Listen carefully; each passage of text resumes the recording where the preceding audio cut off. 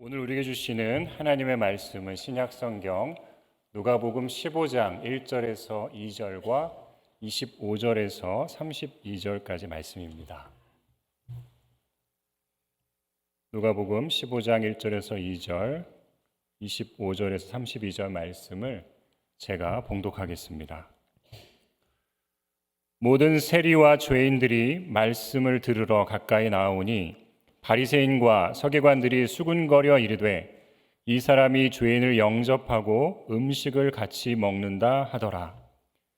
맏아들은 밭에 있다가 돌아와 집에 가까이 왔을 때에 풍악과 춤추는 소리를 듣고 한 종을 불러 이 무슨 일인가 물은데 대답하되 당신의 동생이 돌아왔음에 당신의 아버지가 건강한 그를 다시 맞아들이게 됨으로 인하여 살찐 송아지를 잡았나이다 하니 그가 노하여 들어가고자 하지 아니하거늘 아버지가 나와서 권한대 아버지께 대답하여 이르되 내가 여러 해 아버지를 섬겨 명을 어김이 없거늘 내게는 염소 새끼라도 주어 나와 내 벗으로 즐기게 하신 일이 없더니 아버지의 살림을 창녀들과 함께 삼켜버린 이 아들이 돌아오매 이를 위하여 살찐 송아지를 잡으셨나이다.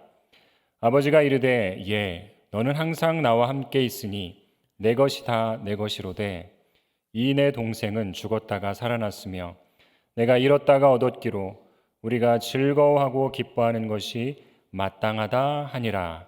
아멘. 할렐루야. 우리 선하신 주님의 놀라운 평화가 여러분의 심령과 가정과 일터 위에 흘러 넘치시기를 축복합니다.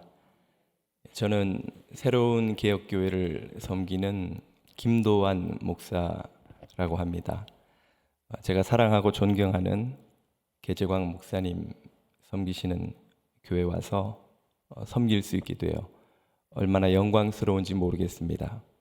또 제가 나성영락교회 청년부를 섬길 때부터 사석에서 늘 이명천 목사님께서 아름다운 교회 이야기를 수시로 하셔서 꼭 제가 있었던 교회 다시 오는 것 같아요. 낯설지가 않습니다. 오늘 귀한 말씀 섬기는 영광을 주님이 주셔서 다시 한번 얼마나 영광되고 복된지 모르겠습니다. 오늘 읽은 본문은 우리 모두가 아는 돌아온 탕자의 비유 이야기입니다. 이 이야기에 진짜 주님이 전해주시고자 했던 메시지를 이해하려면 주인공이 누구인가 하는 질문을 던져야 합니다. 제일 먼저 돌아온 탕자가 주인공이 아닐까? 아니면 그 탕자를 따뜻하게 맞아주신 아버지가 주인공이 아닐까? 그렇게 많이 생각합니다만 이 답을 얻으려면 예수님께서 이 비유를 누가 들으라고 주신 것인지부터 물어봐야 합니다. 본문의 배경이 되는 1, 2, 3절을 보면 이렇게 나오죠. 모든 세리와 죄인들이 말씀을 들으러 예수님께 가까이 나왔습니다. 여기 예수님이 계시고 예수님을 만나고 그 말씀을 듣고자 나온 세리와 죄인들이 있습니다. 이 행복한 만남을 곁에서 보고 있는 세 번째 부류가 있는데 바로 바리새인들과 서기관들이지요. 2절을 보면 그들이 수군거려 이르되 이 사람이 예수님이 죄인을 영접하고 음식을 같이 먹는다 하더라. 예수님과 죄인들의 만남을 화가 난 채 바라보고 있는 바리새인과 서기관들이 여기 또 한 그룹이 있죠. 그래서 3절을 보면 예수님께서 그들에게 이 비유로 이르시되 이 비유를 들으라고 하신 대상은 바로 그들입니다. 여기 그들이 누구일까요? 예수님이 좋아서 나온 세리와 죄인들입니까? 그 상황이 화가 난 바리새인과 서기관들입니까? 누가 봐도 문맥상 바리새인과 서기관들이 지금 화가 나서 예수님을 원망하고 수군거리고 비난하고 있으니 그들에게 들으라고 주신 비유가 바로 이 탕자의 비유이지요. 비유 안으로 다시 들어와 보면 여기도 세 부류의 사람이 있습니다. 아버지가 계시고 아버지가 따뜻이 맞아준 돌아온 탕자가 있습니다. 그리고 이 상황이 화가 난 큰아들이 잔치집 앞에서 시위를 벌이고 있죠. 자, 그러면 비유 밖에 있는 바리새인과 서기관에 해당하는 비유 속 등장인물은 누구입니까? 다들 속으로는 생각하고 알고 계시지만 큰아들이겠죠. 그렇다면 이 비유의 주인공은 바로 큰아들인 거죠. 예수님이 이 큰아들에 해당하는 바리새인과 서기관들이 들으라고 주신 비유이기에 그들을 상징하는 큰아들이 이 비유의 핵심 메시지를 담고 있는 인물인 겁니다. 이렇게 비유 밖에 있는 인물과 비유 안에 있는 인물이 1대1로 대응되는 구조의 이야기를 알레고리라고 합니다. 이 알레고리에서 바리새인과 서기관을 상징하는 인물은 바로 큰아들이죠. 큰아들이 어떤 모습인가 하는 것이 이 비유의 핵심입니다. 본문 25절부터 28절이 그 큰아들의 상태를 이렇게 보여줍니다. 그는 밭에 있다가 돌아왔습니다. 이 말은 그가 충성스럽게 섬기는 인물이라는 뜻이죠. 밭에서 뭘 했겠습니까? 돌아온 탕자, 작은 아들처럼 술 먹고 방탕한 삶을 살다가 돌아온 건 아니겠죠? 당연히 밭에서 충성스럽게 밭일을 하다가 돌아왔을 터이니 이 큰아들은 아주 충성스러운 인물입니다. 두 번째 큰아들에 관한 메시지는 28절에 이렇게 나오죠. 그가 노하여 들어가고자 하지 아니하거늘. 아버지가 벌인 이 잔치에 그는 들어가지 않습니다. 화가 났기 때문이죠. 왜?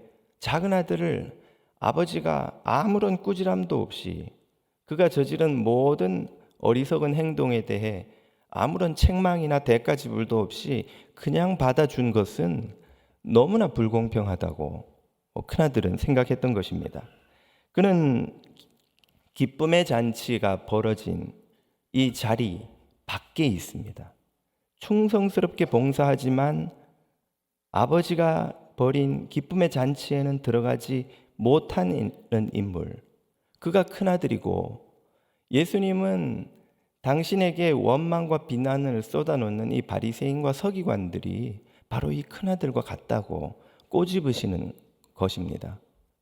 바리새인들, 서기관들은 누구보다 율법에 정통하고 율법을 지키기 위해 충성하고 그 누구도 그들의 종교적 열심을 탓할 수 없을 만큼 신실하지만 하나님 아버지가 벌이시는 천국 잔치의 기쁨은 도무지 알지 못하고 오히려 원망과 비난을 쏟아놓는 인물이라는 뜻입니다.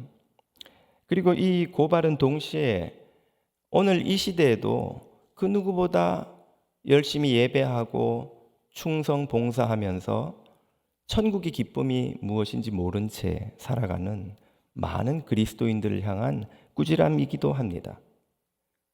아름다운 교회에는 한 분도 그런 이가 계시지 않으리라고 생각합니다만, 혹시 이렇게 열심히 수십 년을 쉬지 않고 신앙생활하면서도 마음에 기쁨이 없는, 예수 믿는 기쁨이 무엇인지 아직도 아리송한 채로 교회를 열심히 섬기는 분들은 계시지 않습니까?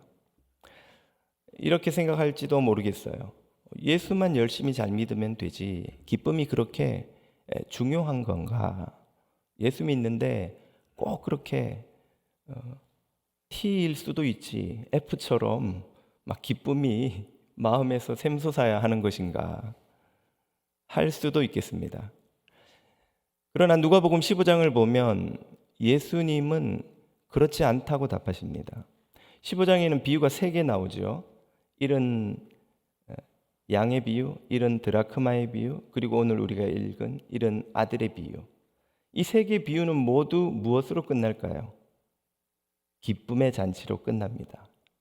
이런 양을 찾은 목동이 기뻐서 온 동네 사람을 불러 잔치를 벌이면서 잃어버린 99마리를 되찾은 것보다, 지키는 것보다 이 한 마리 되찾은 것이 더 기쁘다고 하시죠.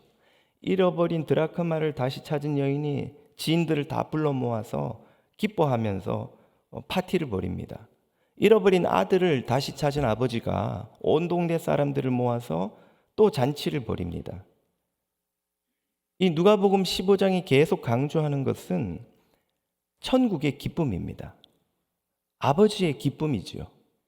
또 그 아버지의 기쁨을 알고 동참하는 성도의 기쁨입니다. 그리스도인이 복음을 깨닫고 믿고 누린다는 것에 가장 큰 특징이 있다면 무엇일까요? 바로 이 기쁨을 누림입니다. 이 기쁨을 아는 것이죠. 유독 이 비유에서 기쁨을 알지도 누리지도 못하는 인물이 딱 한 명 나옵니다. 3개 비유 모두에서 딱 한 명만이 그 기쁨이 무엇인지 알지도 못하고 누리지도 못하고 누리려 하지도 않습니다. 그가 바로 우리가 보고 있는 이 큰 아들입니다. 그리고 비유 밖에서 예수님을 향해 원망을 쏟아놓고 있는 바리새인과 서기관들이지요. 그러므로 복음을 모른 채 열심히 교회를 섬기고 신앙생활을 하고 헌금과 선교를 하는 것이 얼마든지 가능하다는 것을 우리는 알 수 있습니다. 실제로 많은 이들이 그렇게 살아갑니다. 복음을 모르는데 어떻게 열심히 신앙생활을 할 수 있을까?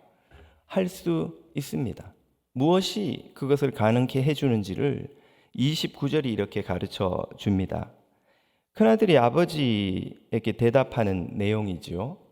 내가 여러 해 아버지를 섬겨.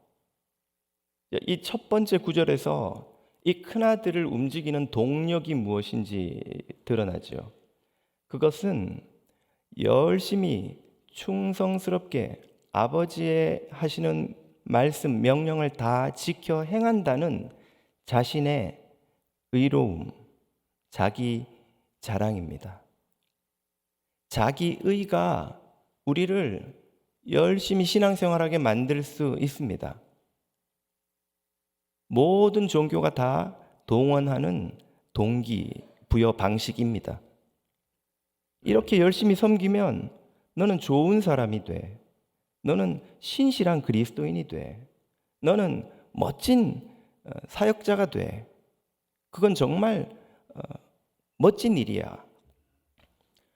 우리는 모두 열등감, 자기 존재에 대한 확신이 부족하기 때문에, 열등감의 문제를 가지고 있기 때문에 자신이 좋은 사람, 괜찮은 사람, 그리고 더 나아가 구원받을 만한 사람이라는 확신을 간절히 필요로 합니다.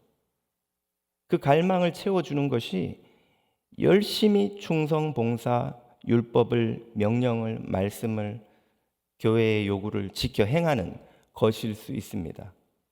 이렇게 열심히 자기 의를 추구하는 신앙이 반드시 도달하는 종착점은 바로 그 다음 구절에 나오죠. 내게는 염소 새끼라도 주어 나와 내 벗으로 즐기게 하신 일이 없더니. 예. 열심히 충성 봉사했기 때문에 아버지가 내게 염소 새끼를 주셔야 된다는 것이죠. 보상 의식입니다. 내가 이렇게 헌금했는데, 봉사했는데, 선교했는데 내 비즈니스가 잘 되게 해주셔야 되는 것 아닙니까?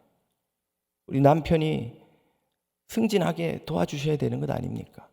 이 병이 낫게 해주시고 우리 아이가 좋은 학교에 좋은 조합을 갖고 부족함 없이 살게 해 주셔야 되는 것 아닙니까? 교회 밖에서는 그러하다면 교회 안에서는 이렇게 수고하고 희생하고 헌금하고 봉사했는데 우리 남편 장로를 만들어 주시지 않으면 누가 장로가 됩니까? 나를 권사 안 주면 누가 권사가 됩니까? 우리 아들, 우리 딸, 나를 이렇게 높여주지 않으면 이 교회에서 누가 나만큼, 우리 가족만큼 이 교회를 섬겼단 말입니까? 염소 새끼란 보상을 기대하는 신앙관입니다. 이렇게 자기의와 보상의식이 결합된 것을 율법주의라고 부릅니다. 복음이 아닌 모든 종교가 가지고 있고 신도들을 움직일 때 사용하는 동력입니다. 이렇게 해야 당신은 좋은 신도입니다. 하나님이 당신을 기뻐하시고 구원받을 자격을, 극락 갈 자격을, 천국 갈 자격을 주십니다. 이렇게 해야 하나님이 당신에게 복 주시고, 그래서 사업도 잘 되고 건강도 회복하고 자식도 잘 되고 교회에서도 칭찬받고 하게 해 주실 겁니다. 이 자기의와 보상의식으로 종교는 사람을 움직입니다. 그리고 우린 거기에 따라 열심히 신앙생활, 종교생활을 하죠. 복음의 삶이 아니라 종교생활입니다. 이런 삶에는 앞서 말씀드린 것처럼 기쁨이 없습니다. 이런 삶은 기쁨이 자리 잡을 자리가 없습니다. 이런 삶에서 중요한 것은 내가 얼마나 규정을 잘 지키고 괜찮은 사람이 되었느냐, 이거 그에 대한 대가로 어떤 영적인 복, 물질적인 복, 세상적인 복을 얼마만큼 많이 받느냐 하는 것입니다. 이것은 복음이 아닙니다. 복음은 무엇입니까? 복음은 이 자기의와 보상의식과 어떤 차이를 가지고 있을까요? 로마서 1장 16절, 17절이 그 답을 잘 주십니다.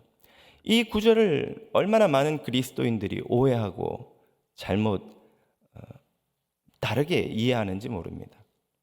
좀 노골적으로 이야기하면 이런 뜻입니다. 율법주의에는 인간의 의가 나타나서 행위에서 보상으로 이르게 하나니 기록된 바 오직 기독교인은 자기가 의로운 맛에 살리라 함과 같으니라. 복음은 그와 완전히 반대되는 것이죠. 복음은 인간의 의가 아닌 오직 하나님의 의만 나타납니다. 복음에는 인간의 의가 0.00001%도 여러분이 얼마나 헌금을 많이 하느냐, 얼마나 충성 봉사했느냐, 얼마나 선교지에 많은 교회를 세웠느냐, 아들, 딸들을 다 신학교를 보내서 목사 선교사를 만들었느냐, 그와 아무 상관이 없습니다. 복음에는 여러분이 오늘 교회 와서 목사님, 교우들로부터 얼마나 칭찬받았느냐, 혹은 인정받지 못하고 상처를 받았느냐, 무시를 당했느냐, 아무 의미가 없는 그런 이야기는 복음에 나타나지 않습니다. 복음은 오로지 구원하시는 영광의 하나님의 은혜와 의로우심만 선포합니다.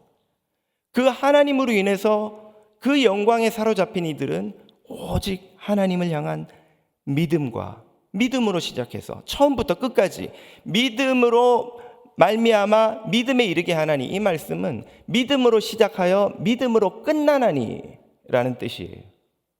오직 하나님을 향한 믿음과 감사와 찬양과 영광만이 복음에는 가득해서 성경이 가르치는 바 의로운 사람은 오로지 이 하나님의 의를 힘입는 믿음으로만 살 수 있을 뿐이라는 뜻이죠. 이것이 복음입니다.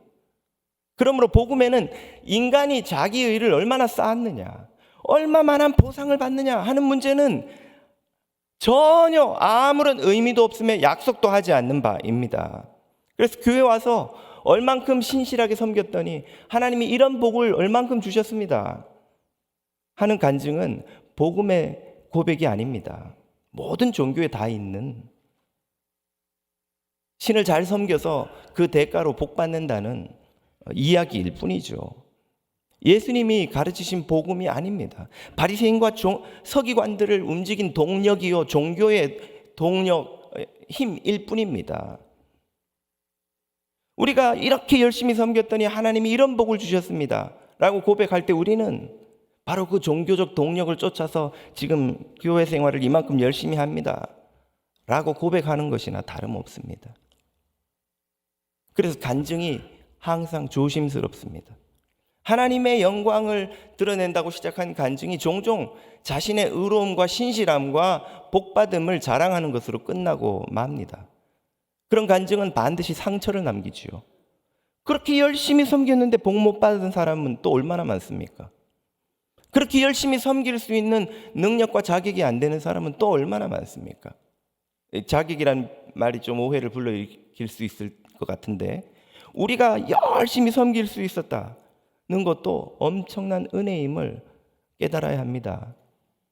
그렇게 섬기고 싶어도 섬길 수 없는 상황으로 태어난 사람도 많습니다. 그런 사람에게 그런 간증은 상처와 정죄로 종종 잘못된 결과를 낳기도 하지요. 우리가 우쭐해지는 이유는 무엇이고 우울한 이유는 무엇입니까? 복음에 나타나신 이 하나님의 의를 바라보지 않기 때문입니다. 자기를 바라보면 조금만 옆에 사람보다 나으면 우쭐해집니다. 조금만 한 걸음만 뒤에 처지면은 그만 우울감에 빠지지요. 자기를 바라보는 사람은 끊임없이 이 교만과 열등감의 시소를 타며 온종일 좋았다 나빴다 가벼운 조울증을 겪으며 살아가는 것입니다. 오직 복음에 나타나신 하나님의 의와 은혜와 영광을 바라보는 사람만이 상황에 따라서 좋았다 나빴다 일희일비하지 않고 그 입술에서 찬양과 감사만이 나오는 천국의 삶을 살아갑니다. 큰아들은 왜 집을 떠나지 않았습니까? 그는 아버지를 사랑해서 집을 지킨 것이 아닙니다. 그가 받을 보상 때문이었죠. 그의 마음은 이미 세상에 가 있었습니다. 자기도 할 수만 있었으면 작은 아들처럼 이 많은 재산 들고 나가서 마음껏 즐기고 싶었던 거예요. 그랬다가 잘못될까봐, 아버지한테 야단 맞을까봐. 영적인 5분 대기조입니다. 여차하면 세상을 향해 뛰어나갈 준비가 되어 있는데 혹시 벌 받을까봐, 혹시 오늘 아침에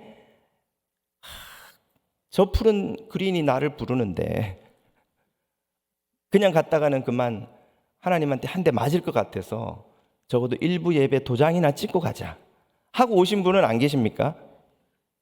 예, 저희 교회는 많이 계시는데 아름다운 교회는 한 분도 안 계시는 줄 압니다. 왜 예배 드리러 오신 겁니까? 맞을까 봐. 내가 신앙생활 열심히 안 했다가 우리 아이들에게 뭔가 문제라도 생길까 봐. 큰아들의 모습입니다. 그러므로 큰아들은 집을 지키고 있지만 영적으로는 집 떠났던 작은 아들과 별 다를 바가 없었습니다. 그래서 오늘 설교의 제목을 집 지키는 탕자라고 붙여보았습니다. 큰아들 이야기입니다. 큰아들은 아버지 집에 살았지만 아버지를 보지 않고 자기만 봤습니다. 이렇게 복음이 아닌 종교 생활을 살아가는 이의 열매는 무엇입니까? 이미 본 것처럼 하나님을 향한 마음의 원망이 자리 잡고 있습니다. 더 많은 상을 자신에게 주시지 않는 하나님에 대한 원망, 불만. 그리고 반드시 이런 율법주의는 이웃과의 관계에서도 쓰디쓴 열매를 맺습니다. 바로 정죄입니다. 30절을 보십시오. 큰아들이 동생을 무엇이라고 부르는지.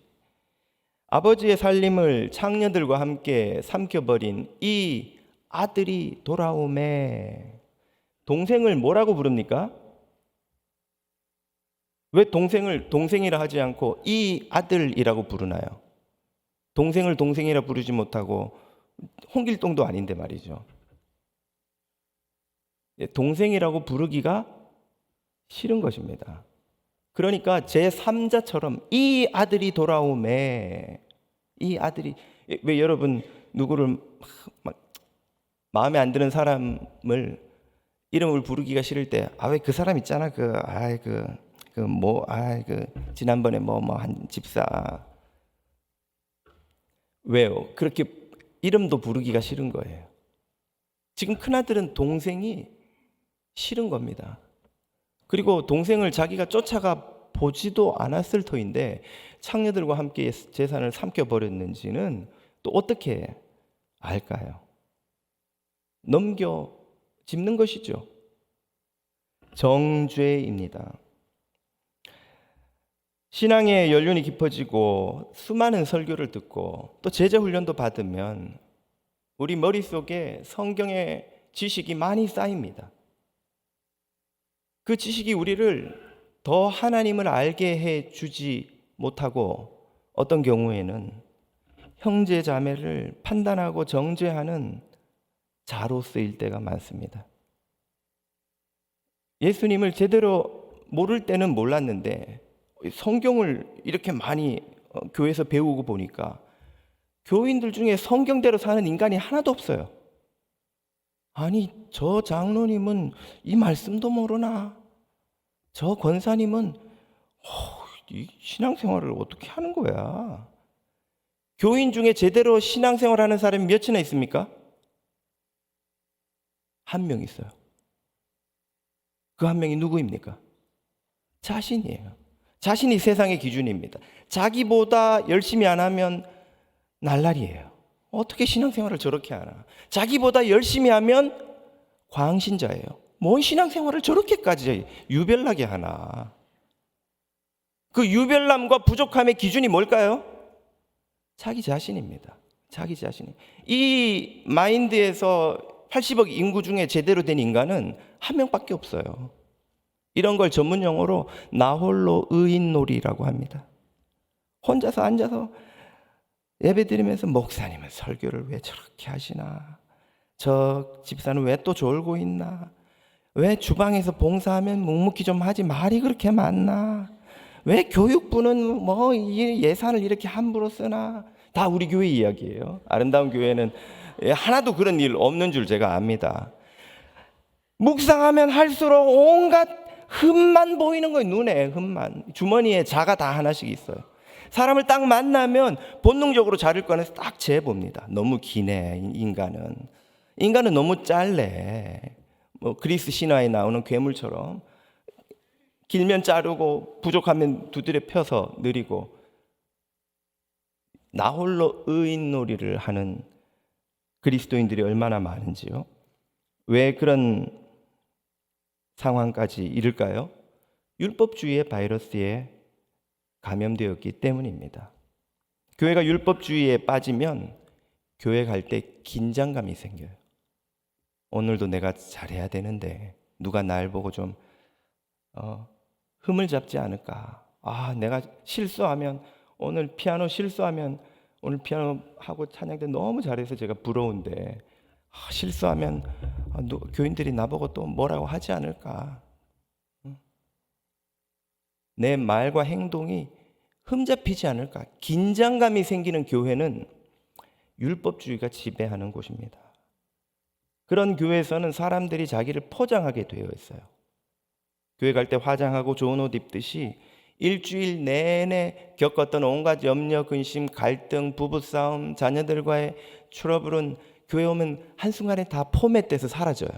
전혀 그런 일 없었던 사람처럼 자기를 좋은 사람으로 자꾸만 향수를 뿌리듯이 포장을 합니다. 있는 모습 그대로 자기를 드러낼 수가 없어요. 구역 모임을 가도 자신의 고민과 슬픔과 문제와 아픔을 내놓을 수가 없습니다. 다 잘 사는 것 같은데 나 혼자 이 이야기 했다가 무시당하면 어떡하지? 전부 보니까 죄 한 번 안 짓는 권사님, 실수 한 번 안 하는 장로님, 집사님들만 가득해요, 구역에. 그런데 나의 이 고민, 문제, 상처, 아픔 이런 것 이야기했다가 나만 여기서 이상한 사람 되지 않을까? 죄인이 찾아올 수 없는 공동체가 됩니다. 모두가 의인인 척하는 곳이 되어버립니다. 그런 교회는 죄인을 수용할 수 없습니다.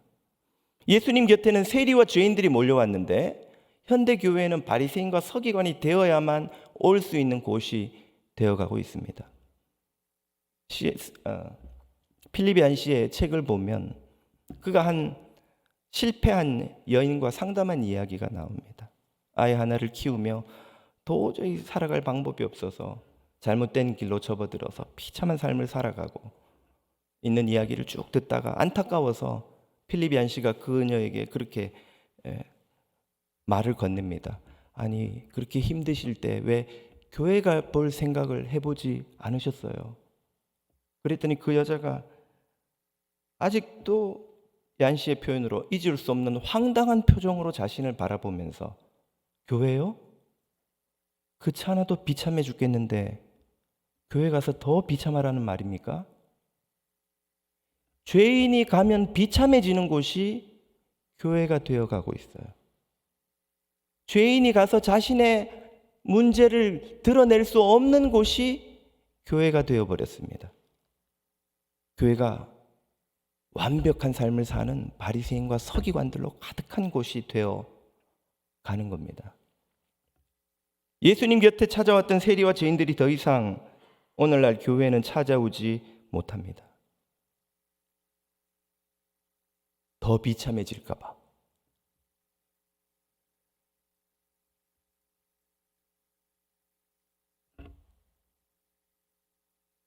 주님이 다스리는 교회, 주님의 복음이 역사하는 교회는 죄인이 찾아오는 곳이어야 합니다. 죄인이 와서 소망을 발견하고 자신의 있는 모습 그대로를 드러내어도 정죄가 아닌 위로와 수용과 격려를 받고 다시 일어설 수 있도록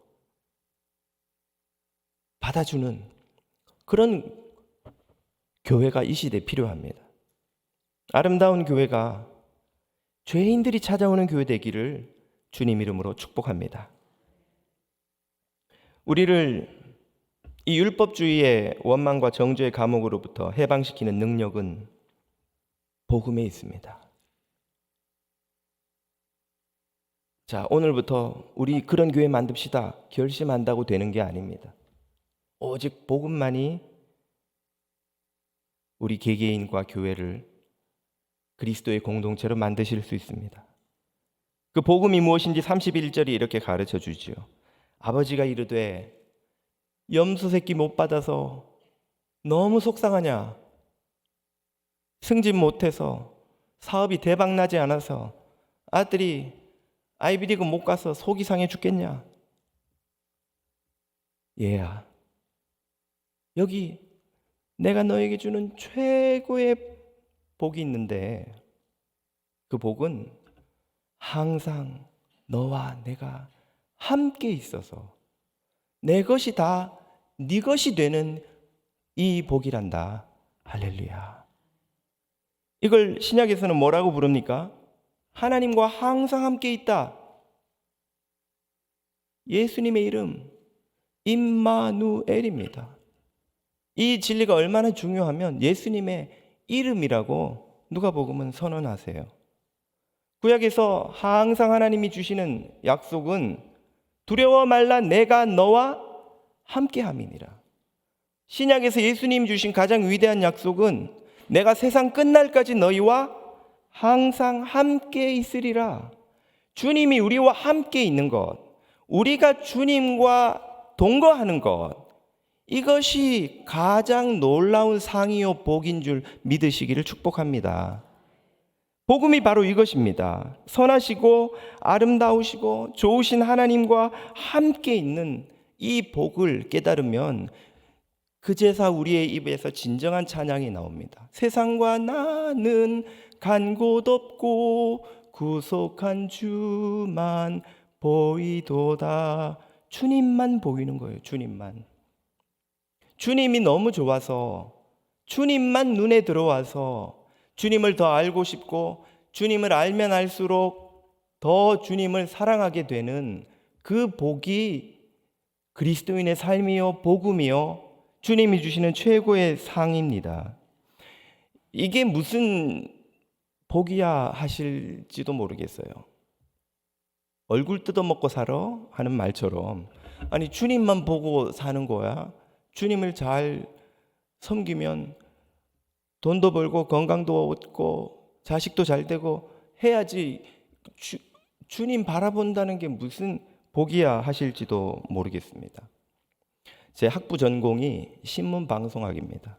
광고를 성공하는 법, 절대 실패하지 않는 광고 만드는 법이 있어요. 뚜리비를 집어넣으면 됩니다. 3개 다 집어넣으면 더 좋아요. 뚜리비가 뭔가? 베이비, 아기를 넣으면 무조건 일단 보게 돼 있어요. 비스트, 문율을 맞추려고 비를 맞추는 거죠. 개나 고양이, 이쁜 동물을 집어넣으면 돼요. 그리고 3번째 비는 뷰티, 아름다운 여인을 집어넣으면 일단 눈이 고정됩니다. 이 셋 중에 하나를 집어넣든지 셋 다 집어넣으면 무조건 이 광고는 본전은 칩니다. 사람들의 눈을 사로잡으니까요. 왜 뚜리비가 사람의 눈을 사로잡습니까? 그 자체로 행복이기 때문입니다. 아이의 순수함, 그 진실함, 그 아름다움이 그 자체로 행복하기 때문이에요. 그것을 보고 있는 것만으로도 행복하기 때문이에요. 그래서 미스 코리아도 1, 2, 3등을 뭐라고 불러요? 진, 선, 미. 진실하고 선하고 아름답고. 이 세상에서 가장 진실하고 가장 선하고 가장 아름다운 존재가 누구입니까?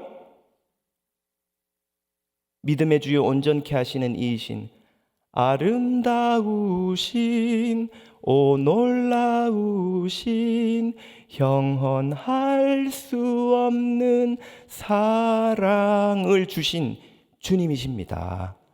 그 주님을 보면 좋은 거예요. 행복한 거예요. 주님을 보고 있는 게 너무 좋아서 그 주님이랑 여기에 초막셋을 짓고 영원히 내려가고 싶지 않을 만큼 주님 안에 있는 진정한 행복을 누리게 해 주시는 분, 그분이 주님이십니다. 왜 주님을 바라보는 것이 진정한 행복인지 잘 우리가 깨닫지 못하는가? 주님이 얼마나 아름다우신지 보지 못했기 때문에 그래요. 그분이 얼마나 선하신지, 그분이 얼마나 진실하신지, 조금도 아름답지도 진실하지도 선하지도 않은 우리의 모습과는 완전히 다르신, 그래서 거룩하신, 구별되신 그분을 보지 못했기 때문에 그분과 함께 사는 게 얼마나 행복한 것인지 우리가 모르는 겁니다. 예수님을 믿는다는 것은 그분의 본 모습을 발견하고 그 아름다움에 취해서 그분과 함께 살아가는 것입니다. 예수 믿는 건 앞에서 큰아들이 말했듯이 이것은 지켜 행하고 저것은 행하지 않아서 착하고 의로운 사람이라고 인정받는 것이 아닙니다. 그런 삶은 말씀드렸듯이 종교적 삶이요, 거기에는 진정한 복음의 기쁨이 없습니다. 예수 믿는 것은 그분과 함께 동거하는 거예요. 그래서 예수님이 요한복음에서 너희는 내 안에 거하라, 나도 너희 안에 거하리라. 너희가 내 안에 거하면 가지가 포도나무에 붙어 있는 것처럼 절로 열매를 맺으리라. 주님만 보고 있으면 윤리적 삶은 어떻게 합니까? 주님을 보고 있으면, 그분 안에서 살아가면 그분에게서 공급받는 은혜의 양분이 가지된 우리에게 넘치도록 부어지면 사랑과 희락과 화평과 오래 참음, 자비와 양성과 충성과 온유와 절제와 같은 열매가, 성령의 열매가 우리 삶에 맺히는 것을 아무런 세력도 막을 수 없느니라. 맺히는 거예요.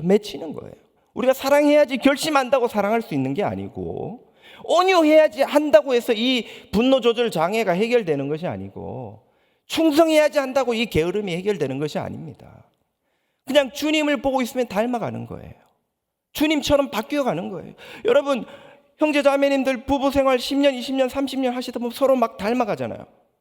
처음에는 막 서로 달라 보였는데 어느새 보니까 남편과 아내가 이게 온누인가? 막 닮아가다가 나중에는 막 연세가 많이 드시면 어느 쪽이 남자인가 여자인가도 막 헷갈리고 완전히 닮아버리는 거예요. 그렇게 되면. 왜 그래요? 왜?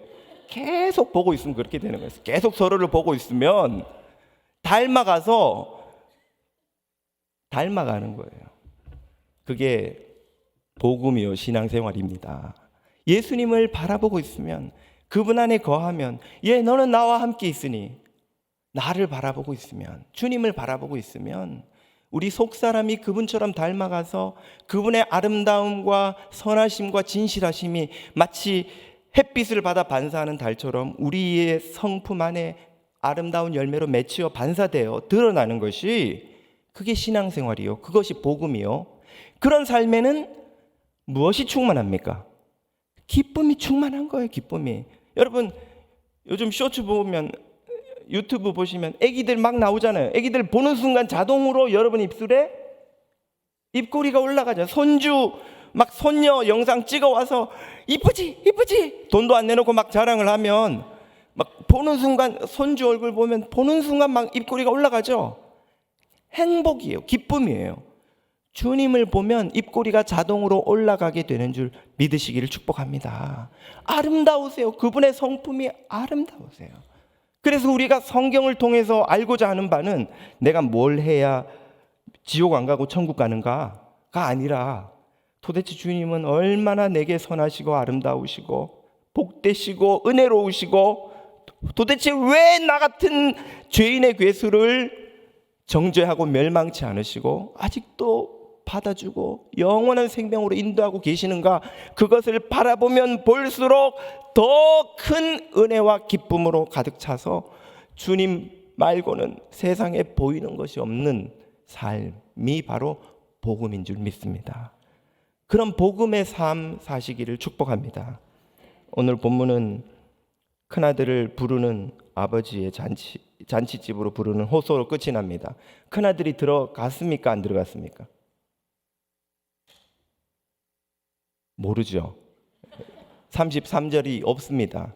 이런 걸 열린 결말이라고 합니다. 열린 결말의 시조는 예수님이세요. 얼마나 탁월하신 법인지. 이 열린 결말의 메시지가 무엇입니까? 여러분더러 쓰라는 거죠. 그 큰아들이 들어갈지 안 들어갈지 여러분이 결정하라는 것입니다.